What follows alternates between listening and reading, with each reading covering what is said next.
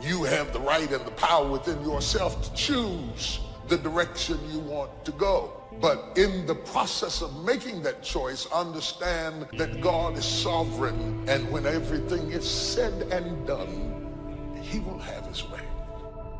You're still alive, so therefore God is not done with you. You're still here. God has a plan for your life. Everything you're going through is preparing you for what you ask God for. You just got to quit tripping while you're in the process, because the process is necessary. You may not see it now, but when he gets you on the other side of it, you're going to see exactly why it went that way, and you're going to be okay with it. Pull yourself together and quit tripping, because you're in the process. God is processing you. He ain't through with you.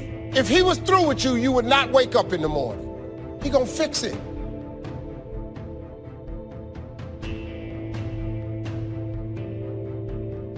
You can never shine trying to sit on someone else's sun. You can never figure out who you are if you're consumed in everything that everybody else is and what they're doing and the moves that they're making. There is a saying that you have to fake it until you make it. Most of y'all have been faking it for so long, you're never gonna make it. Most of y'all have been faking it so long, you now believe your own tricks. Most of y'all have been living a lie for so long that you believe your own lies, because you're trying to chase someone else's life, all while ignoring your own life and your own path, all while ignoring what God has in mind for you.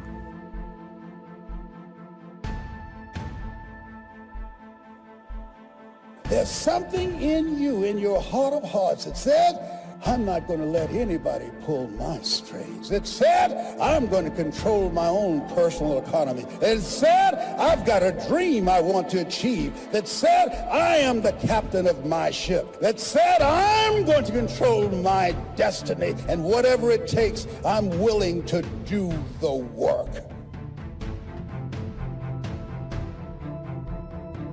In the morning, devour something. Throw your whole self at something. You'll never know what you can do and what you can be until you throw your whole self at it. Devour it. I mean, devour it. Don't try it. Devour it. Attack it.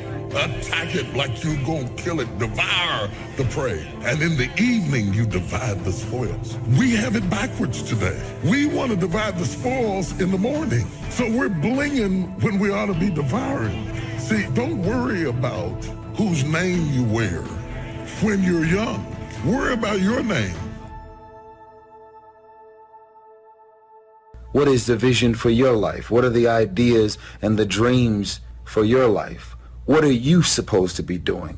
Who are you? What are your gifts and talents? What is your ultimate destiny and your goals? God will never give you something somebody else is supposed to have.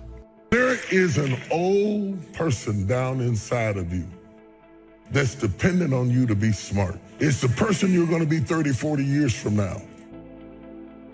Do not disappoint that person by being foolish through the strongest years of your life. And then when your back is out and your knees are swollen and you can't move around, now you're out there going to get your grind on now? When I'm in a storm, I'm trying to gain control. But God's message to all of us whenever we feel like we are in a storm is not to keep control, but to keep courage. You keep courage and God will take control. He's going to get you through this storm. You just got to keep courage. If you get too tightly zoomed into this one scene or this one moment or this one struggle or this one issue, you're going to miss the bigger picture. God knows where to put you. He knows what he put in you. And he knows what he wants to do through you. How do you keep the faith? How do you keep your head above water? How do you march against the tide? How do you stand up when everybody around you seems to be falling down?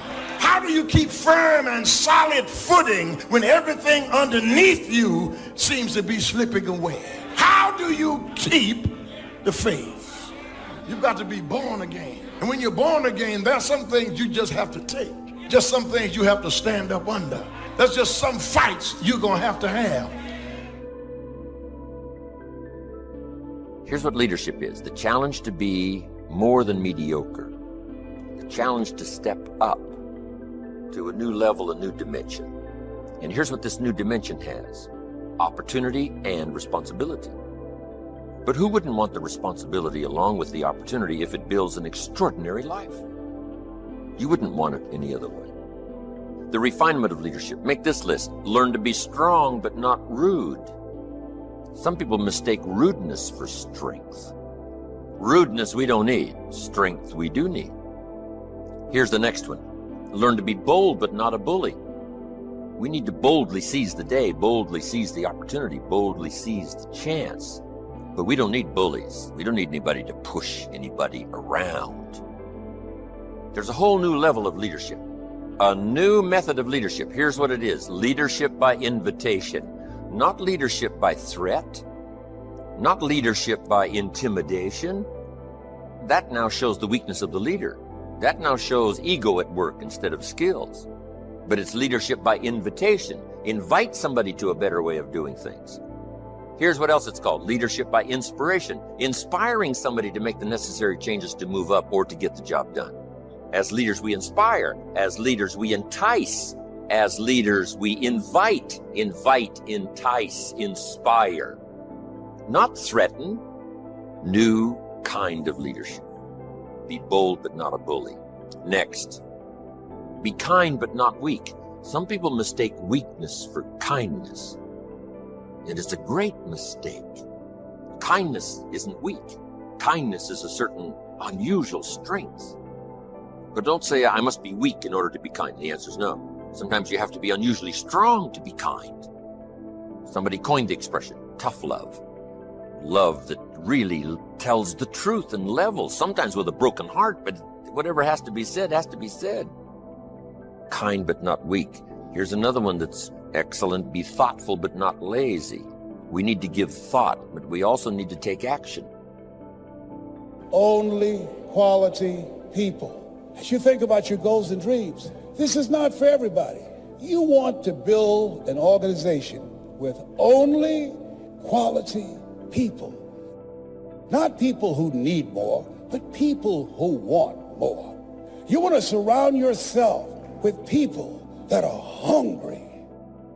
People that are hungry are willing to do the things today others won't do in order to have the things tomorrow others won't have. If you do what is easy, always looking for a way to give yourself a pass, to let yourself off the hook, to do what everybody else is doing, a job, the journey of the broke. If you do what is easy, your life will be hard. But there's something in you that says, you know, I can't do this. I can't do this anymore. It's not what you are that holds you back. It's what you think that you are not. That's what holds you back. You cannot always control. Harvest it and then do wise things with the harvest. Now, here's the rest of the law of sowing and reaping. If you sow good, you reap good. If you sow bad, you reap bad. You can't sow bad and hope for good. You can't plant weeds and hope for flowers. It works both positive and negative. Now, here's something else about the law of sowing and reaping. You don't reap what you sow. You reap much more than what you sow. You've got to be careful sowing to the wind. It doesn't come back as a wind. It comes back as a whirlwind. That's on the negative side.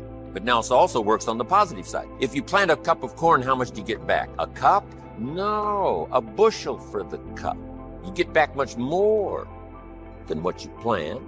It's the reason for planting, for the increase. Positive, negative. Now here's the next key to the law of sowing and reaping. Sometimes it doesn't work at all. The farmer plants the crop in the spring, takes care of it all summer, is an honorable man, loves his family, is a decent citizen. But the day before he sends the combines into the field, a hailstorm comes along and beats his crop into the ground, and it's gone, it's lost. So this time it didn't work. So now what must the farmer do? He's got to decide whether to do it again or not. Should we take another chance in the next spring? We would advise him to do so, even though he lost everything in the last harvest. And it didn't work. You didn't reap what you sowed. But here's the law of averages. Here's the odds. More often than not, you reap what you sow. more often than not, you'll have a harvest if you plant in the spring. There's no guarantee, but more often than not. And guess what more often than not is? Pretty good odds. It's better than Las Vegas. Incredible. Next, one of the most important laws to learn is the law of averages. If you do something often enough, you'll get a ratio of results. Once you understand that, the world is yours. Learning to employ people in the unique thing called the law of averages is stunning in its result in terms of fortune, future. In baseball, we call it batting average. Swing 10 times, get a hit. Swing 10 times, get a hit. Nobody bats 9 out of 10. Some of these guys are getting $5, $6, $7 million a year, batting 2, 3 out of 10. So you don't have to be perfect here. All you have to do is understand the law of averages. Now, even if you're only getting 1 out of 10, you can now start to compete. If you've been here a long time, you can get 9 out of 10. I just joined, I can only get 1 out of 10. I'm telling you, if we have a contest, I will beat you. Say, well, you just started, how could you beat me? It's very simple. While you talk to 10 and get 9, I will talk to 100 and get 10. I win. Isn't that clever? Here's what I do if I'm new. I make up in numbers what I lack in skill. Once you understand the law of averages, I'm telling you, it's so exciting to work with the law of averages. Here's the next important law, called the law of faith. Faith is the ability to see things that don't yet exist. Faith, though, can turn difficulty into reality, positive reality. Here's what faith is for. Number one, faith is the ability to see it as it is. Faith doesn't mind seeing it as it is because faith is a miracle worker. Faith does not ignore the negative. Faith uses the negative because if there was no negative, there'd be no need for faith. If everything is okay, what would you need faith for? You need faith because it isn't okay. Now, what isn't okay? Who knows? The situation that isn't okay. So here's what faith does. Number one, faith does not ignore the negative because faith now stands as the miracle worker if you let it work. So faith sees it as it is. If it's ugly, it's ugly. If it isn't working, it isn't working. If it's a mess, it's a mess. It doesn't hurt to call a mess a mess. You don't need to fancy it up here. If it's broke, it's broke. If it's miserable, it's miserable. Faith doesn't mind admitting that. Faith doesn't mind seeing that. Here's why. Number one, you can see it as it is. That's the beginning of faith, seeing it as it is. Now, here's the second step of faith. See it better than it is. Couldn't you see beyond the mess? The mess is for today. Couldn't you look into tomorrow? The answer is yes, I guess I could look into tomorrow. Humans have this incredible ability to look into tomorrow, to look into next week. Dream the dreams, make the plans, visualize, use your imagination, see it better than it is. Now here's the third step that turns faith into reality. Make it better than it is. Faith now must be invested in the muscle. But if you invest faith now in the action, you can take any situation and make it better than it is. Next, in the beginning of faith, seeing it as it is. Don't see it worse than it is. Don't blow it out of proportion. Some people have this tendency to blow it all out of proportion. Say, well, it can't be that bad. If it's this bad, that's how bad it is. You don't need to multiply how bad it is by 10. Just as it is. That's the deal. As it is. Don't see it worse than it is. Now, here's the next. Don't see it for more than it can become. There's a thin line between faith and folly. Yes, it's possible to see yourself as a millionaire, but not overnight. Somebody says, well, yes, I can see that. Don't see it for more than it can become in a reasonable period of time. Yes, if it dropped out of the sky overnight, but that's not likely. But it's still possible to be a millionaire. It's still possible to be rich and wealthy, given a certain amount of time working with the law of averages and all the rest of the stuff we've talked about today. So don't see it for more than it can become so that you move into folly instead of faith. Plenty is possible without being foolish. Now here's the next one. Give yourself a chance to understand that it could be far more in the future than what you can first see. Take the first step of what you can see, but give yourself a chance to be able to see it for more than what you first see. On a foggy night, if all you can see is 100 feet, here's what you do. Walk that first 100 feet, now you can see another 100 feet. You can't see the 200 feet. But if you can see 100 feet, you walk the first 100 feet, now you can see another 100 feet. So I'm asking you to take the early steps of faith. Whatever you can see it possible to become, start believing that. Have faith for that. And I'm telling you, as that starts to exercise, you'll be able to see it for more and for more and for more. The possibilities will start to increase in your own imagination. Need a little pick-me-up today? Welcome to the new Fresh Motivation app, where you'll find daily motivation, daily quotes. Listen to your favorite speeches in the background or with a black screen, so nothing interrupts your motivational moment, where you can create your personal profile, create playlists of your favorite speeches and quotes, add personal notes, and start setting goals. Fresh Motivation, the home of motivation. Get it now for free on Google Play.